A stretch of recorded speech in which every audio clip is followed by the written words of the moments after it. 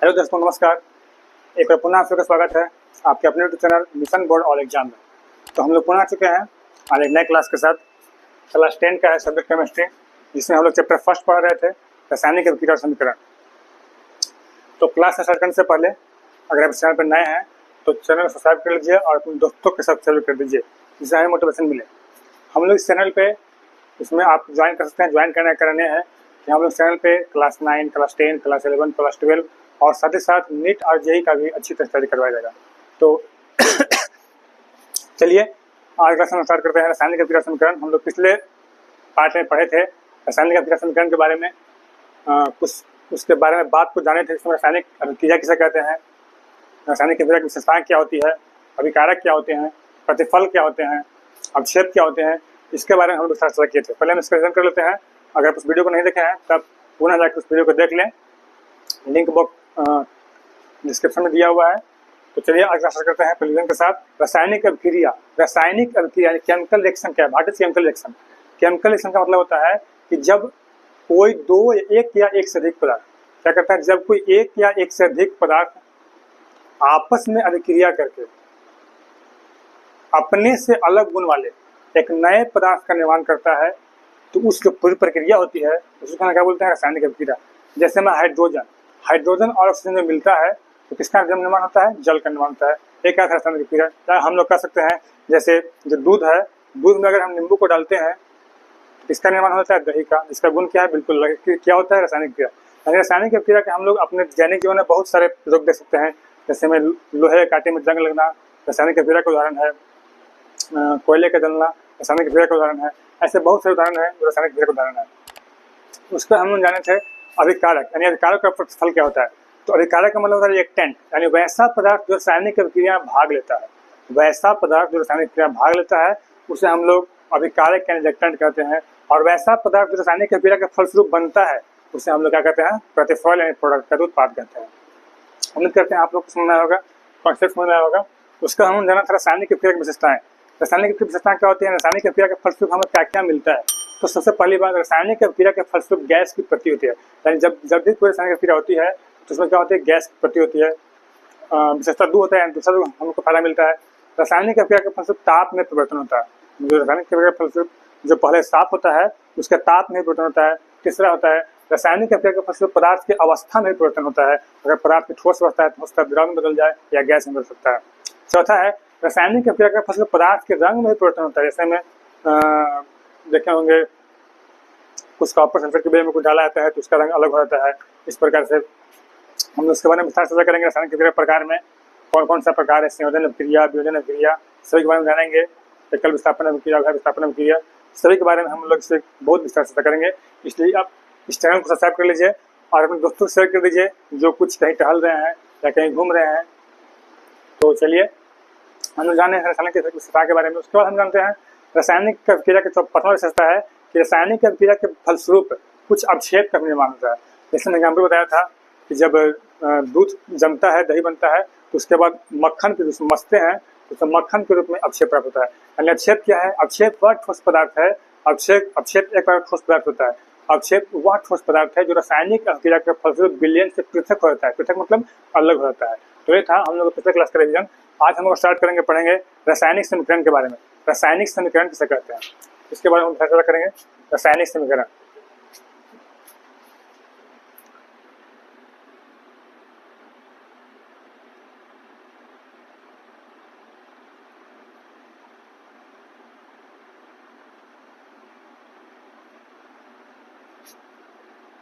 रासायनिक समीकरण क्या है, केमिकल इक्वेशन क्या है। तो सबसे पहले हम जाने केमिकल इक्वेशन। इस जानने से पहले हम लोग कुछ मोटिवेशन लाइन लिख लेते हैं, क्योंकि किसी भी क्लास का शुरुआत करने से पहले हम लोग को मोटिवेट होना बहुत जरूरी होता है। हम लोग मोटिवेट होंगे तो हम में ऊर्जा बनी रहती है और हम लोग अच्छी तरह से किसी बात को समझ सकते हैं। तो एक बहुत अच्छी बात जो भारत के बहुत महान व्यक्ति जिन्हें हम लोग मिसाइल मैन का नाम जानते हैं और भारत के राष्ट्रपति भी रह सकते हैं, जिन्हें हम लोग APJ अब्दुल कलाम का, जिसे भारत के सभी लोग बहुत प्रेम करते हैं, उनके द्वारा एक कथन कहा गया है जिसे आप लोग ध्यान सुनिएगा। अच्छा लगता है तो शेयर कीजिए और दोस्तों से भेजिए। कहता है हौसलों के तर्कस में कोशिशों का वह तीर जिंदा रखो, हौसलों के तर्कस में कोशिशों का वह तीर जिंदा रखो, हार जाओ जिंदगी में चाहे सब कुछ, हार जाओ जिंदगी में चाहे सब कुछ, फिर से जीतने की उम्मीद जिंदा रखो, फिर से जीतने की उम्मीद जिंदा रखो। कहता है कि आप अपनी जिंदगी में कितनी ही बार हार लें, आपको उम्मीद नहीं छोड़ना है, यानी आप लोग को हमेशा उम्मीद पे जिंदा रहना है। कभी ना कोई वो दिन आएगा जो हम लोग सफल होंगे, सक्सेसफुल होंगे। तो इसी मोटिवेशन के साथ हम लोग आज का स्टार्ट करते हैं, जिसमें हम लोग पहला टॉपिक पढ़ना है रासायनिक समीकरण। पहले हम समझते हैं रासायनिक समीकरण क्या है। रासायनिक समीकरण, केमिकल इक्वेशन। समीकरण मतलब हम उसे छोटा रूप में दिखाएंगे, रासायनिक क्रिया को एक छोटा रूप, उसे हम छोटा रूप में दिखाएंगे। तो रासायनिक समीकरण का मतलब क्या होता है कि किसी रासायनिक अभिक्रिया में, रासायनिक अभिक्रिया जो भाग लेते हैं अभिकारक और उसके बाद प्रतिफल का निर्माण करता है, किसी रासायनिक अभिक्रिया में भाग लेने वाले अभिकारकों और बनने वाले प्रतिफलों को जो हम एक सूत्र का और संकेतों की सहायता से उसका संक्षिप्त निरूपण यानी छोटा सा रूप बनाते हैं, उसी को हम लोग कहते हैं रासायनिक समीकरण कहते हैं। तो पहले हम इसे नोट करते हैं, लिखेंगे रासायनिक अभिक्रिया में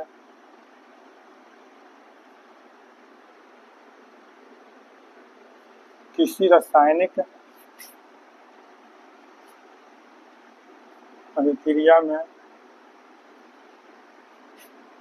भाग लेने वाले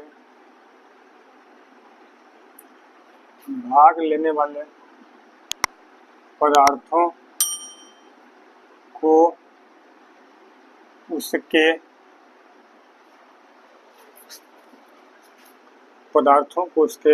संकेतों और सूत्रों की सहायता से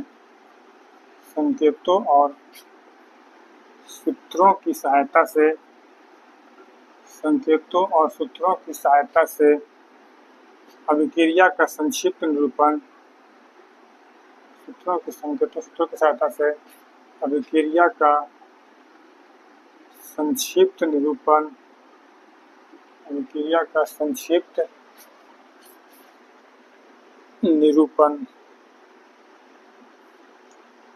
रासायनिक समीकरण कहलाता है। रासायनिक समीकरण क्या होता है? रासायनिक अभिक्रिया, किसी भी रासायनिक अभिक्रिया में जो पदार्थ भाग लेते हैं उनको हम लोग जब संकेतों और सूत्रों की सहायता से हम छोटे रूप में दिखाते हैं, उसी को हम बोलते हैं रासायनिक समीकरण। जैसे हम एग्जाम्पल ले सकते हैं, जब H2 और Cl2 जब रिएक्शन करता है यानी हाइड्रोजन और Cl रिएक्शन करता है तो 2HCl यानी हाइड्रोजन क्लोराइड का निर्माण करता है।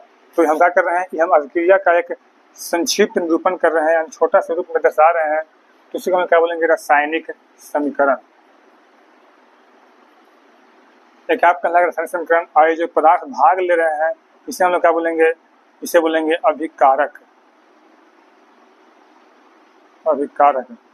उसके बाद इधर बन रहा है इसे हम लोग क्या बोलेंगे? प्रतिफल या उत्पाद।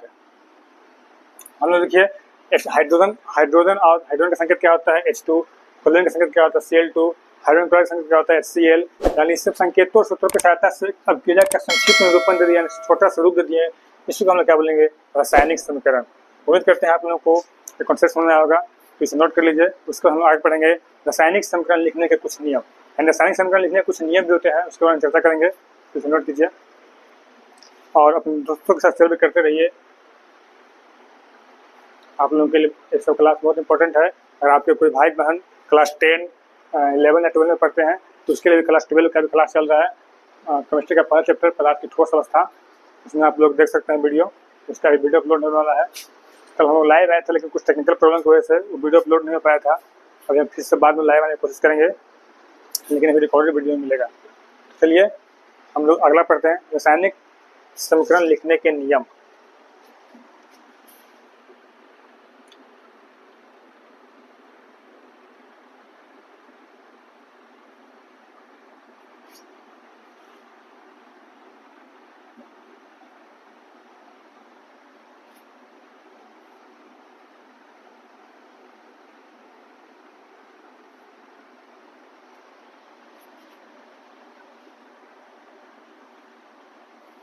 रासायनिक समीकरण लिखने के नियम हम समझते हैं कि रासायनिक समीकरण लिखने कौन कौन नियम हो सकते हैं।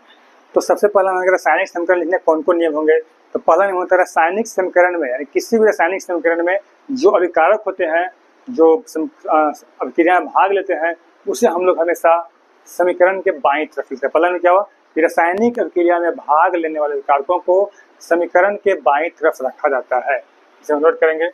रासायनिक अभिक्रिया में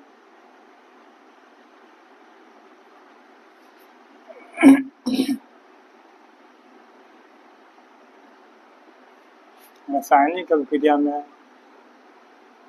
भाग लेने वाले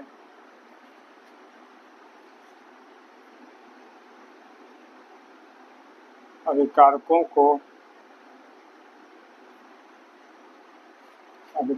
को समीकरण के बाईं तरफ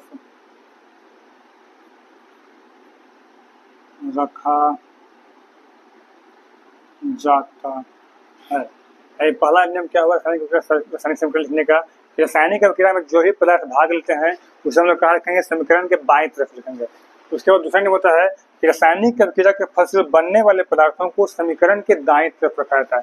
यानी रासायनिक अभिक्रिया के फलस्वरूप पदार्थ बनता है, प्रतिफल बनता है, उससे हम लोग हमेशा रासायनिक समीकरण अभिक्रिया के समीकरण के कहाँ रखते हैं? दाईं तरफ। नोट करेंगे कि रासायनिक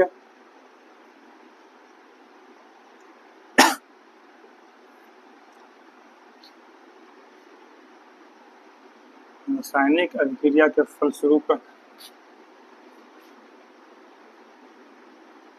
रासायनिक अभिक्रिया के फलस्वरूप बनने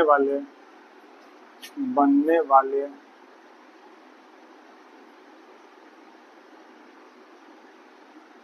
पदार्थों को या प्रतिफलों को, प्रतिफल एक से अधिक हो सकते हैं, प्रतिफलों को समीकरण के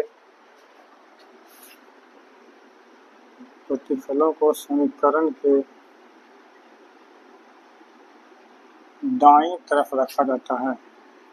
समीकरण के दाईं तरफ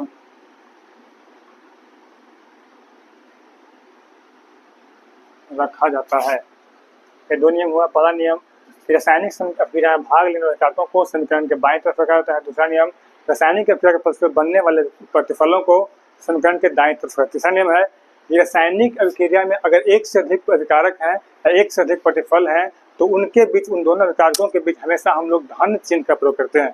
तो तीसरा नियम लिखेंगे कि रासायनिक अभिक्रिया के लिखेंगे इसमें रासायनिक अभिक्रिया में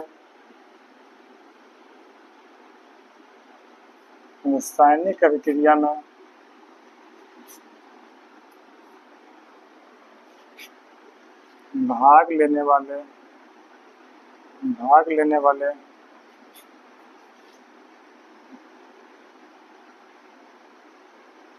अभिकारकों के बीच धन चिन्ह का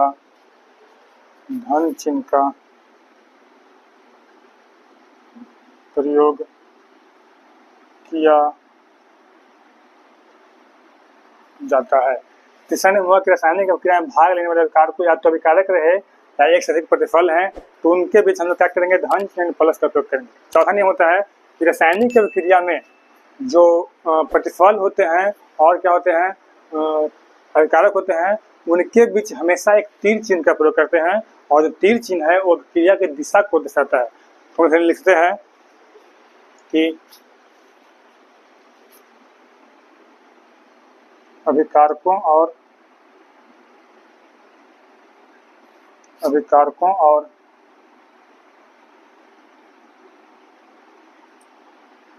प्रतिफलों के मध्य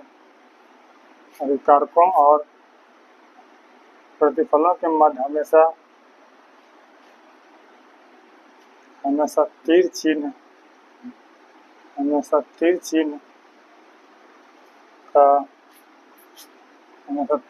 का प्रयोग किया जाता है और तीर चिन्ह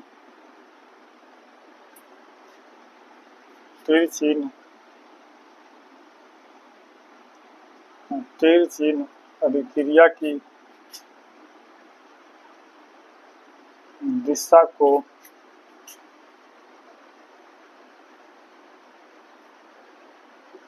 बतलाता है।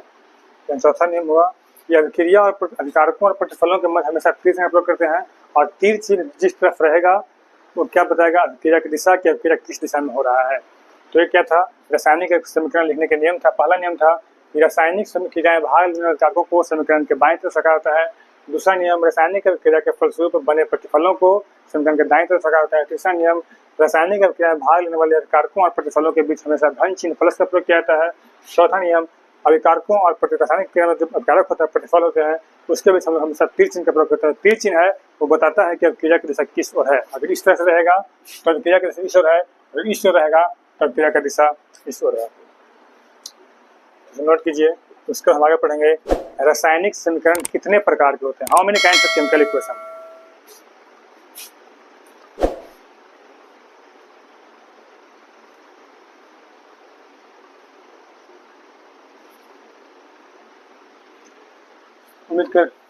उम्मीद होगा नोट कर लिए होंगे। उसका हम पढ़ते हैं, how many kinds of chemical equation, रासायनिक समीकरण के प्रकार। रासायनिक समीकरण कितने प्रकार के होते हैं। तो हम लोग जानते हैं कि रासायनिक समीकरण दो प्रकार के होते हैं। पहला होता है संतुलित रासायनिक समीकरण यानी बैलेंस्ड केमिकल इक्वेशन, और दूसरा होता है असंतुलित रासायनिक समीकरण यानी अनबैलेंस्ड केमिकल इक्वेशन। तो हम नोट करते हैं, लिखेंगे रासायनिक समीकरण कितने प्रकार के होते हैं।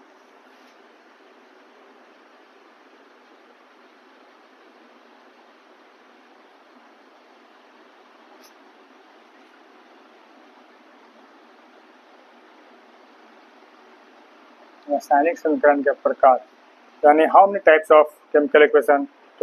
There are two kinds of chemical equation. First balance chemical equation, संतुलित रासायनिक समीकरण, और दूसरा अनबैलेंस केमिकल इक्वेशन, असंतुलित रासायनिक समीकरण। तो पहला होता है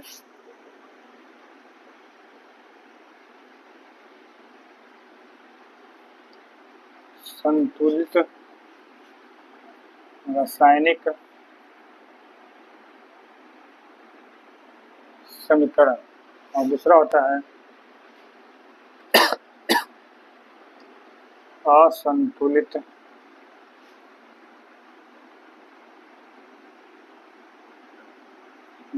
असंतुलित रासायनिक समीकरण। रासायनिक समीकरण कितने प्रकार? दो प्रकार, पहला संतुलित और दूसरा असंतुलित। इसे हम लोग बारी बारी चर्चा करेंगे कि संतुलित रासायनिक समीकरण क्या है और असंतुलित रासायनिक समीकरण है। तो नोट कीजिए।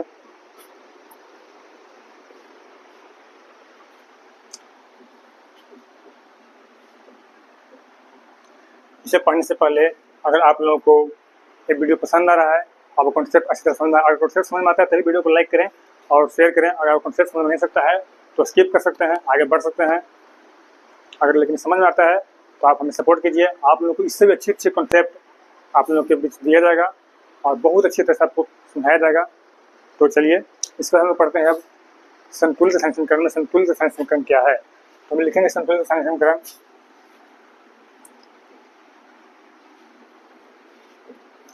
लिखेंगे संतुलित रासायनिक समीकरण यानी पहले हम समझते हैं वैसा रासायनिक समीकरण जिसमें समीकरण के दोनों तरफ के तत्वों के परमाणु संख्या समान हो।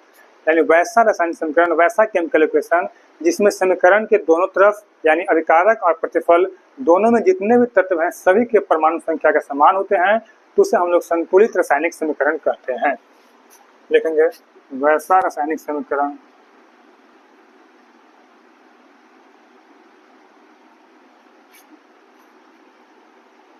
वैसा रासायनिक समीकरण जिसमें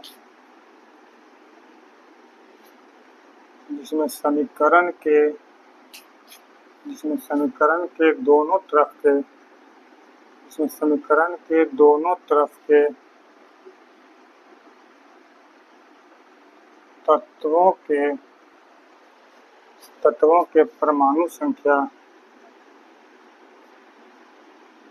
तत्वों के परमाणु संख्या समान हो, वैसे रासायनिक समीकरण को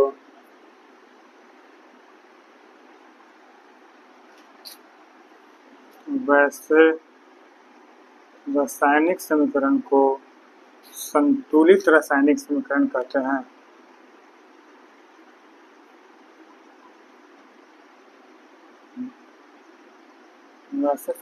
संतुलित रासायनिक समीकरण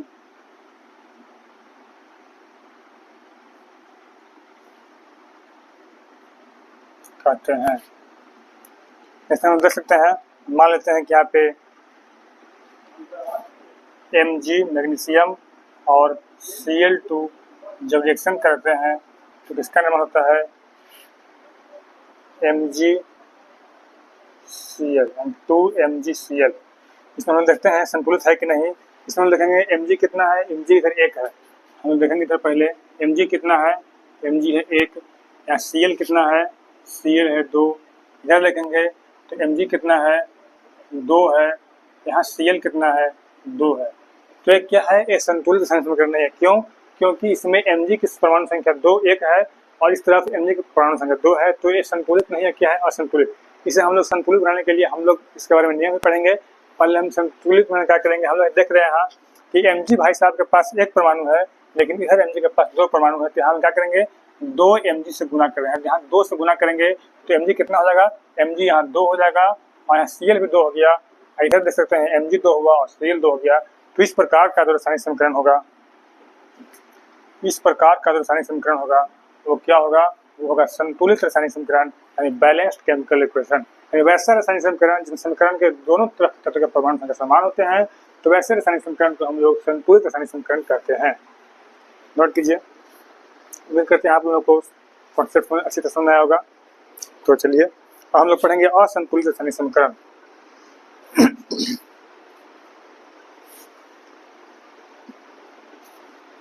इसी बीच हम लोग एक मोटिवेशनल लाइन देख लेते हैं, जिससे किन्हीं के द्वारा लिखा गया है। जिन्होंने भी लिखा है पता नहीं, लेकिन जिन्होंने भी लिखा है बहुत खूबसूरत लिखा है।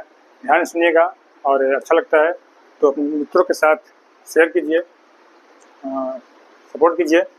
किन्हीं का खूब कहा है, उम्र थका नहीं सकती, उम्र थका नहीं सकती, ठोकरे गिरा नहीं सकती। कहता है कि उम्र थका नहीं सकती, ठोकरे गिरा नहीं सकती, अगर जिद हो जीतने की तो हार भी हरा नहीं सकती, हार भी हरा सकते हैं। कहने का मतलब है कि अगर हमें जिद है तो हमें दुनिया में कोई ऐसी ताकत नहीं है जो हमें सफल होने से रोक सकता है। अगर हम लोग सफल नहीं होंगे तो हम लोग में तजुर्बा आएगा, एक्सपीरियंस आएगा। यही कहता है कि उम्र थका नहीं सकती, ठोकरें गिरा नहीं सकती, अगर जिद हो जीतने की तो हार भी हरा नहीं सकती। तो चलिए इसके साथ हम लोग आगे क्लास करते हैं। दूसरा असंतुलित रासायनिक समीकरण, दूसरा है असंतुलित रासायनिक समीकरण। असंतुलित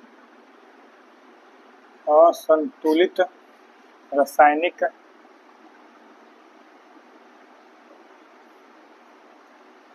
समीकरण। असंतुलित रासायनिक समीकरण क्या है, हम इसके बारे में चर्चा करेंगे। यानी संतुलित के ठीक विपरीत, ठीक उल्टा, अपोजिट, यानी वैसा रासायनिक समीकरण जिसमें समीकरण के दोनों तरफ के तत्वों के परमाणु संख्या बराबर न हो, तो वैसे रासायनिक समीकरण को हम लोग बोलते हैं असंतुलित रासायनिक समीकरण। लिखेंगे वैसा रासायनिक समीकरण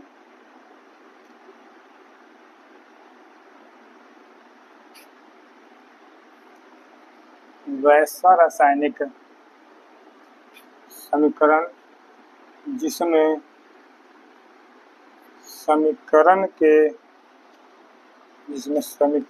के दोनों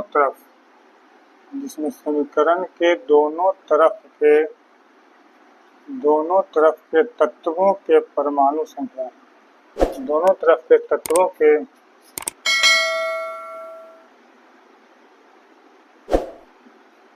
परमाणु संख्या समान न हो, यानी बराबर न हो, उसे असंतुलित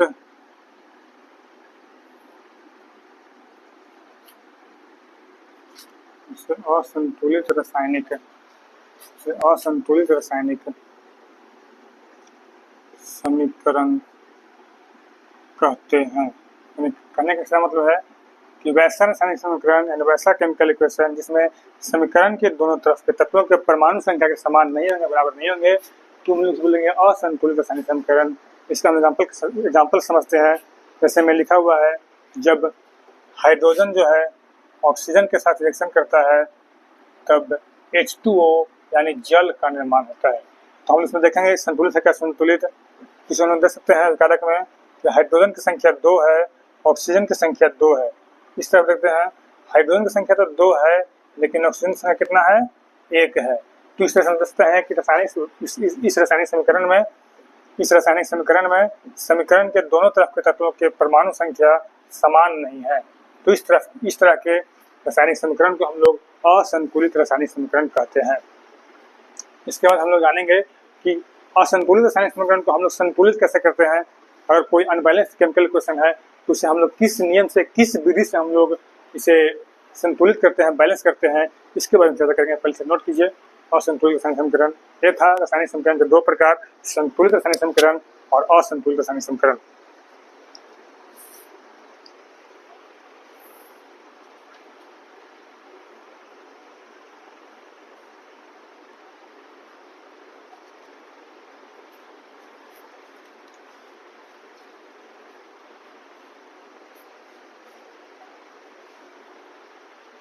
तो वीडियो लंबा हो जाएगा, इसलिए आज का क्लास यहीं पर समाप्त होता है और अगले क्लास में हम लोग पढ़ेंगे रासायनिक समीकरण को संतुलित करने की विधि, यानी किसी भी केमिकल इक्वेशन को हम लोग किस तरह संतुलित करते हैं।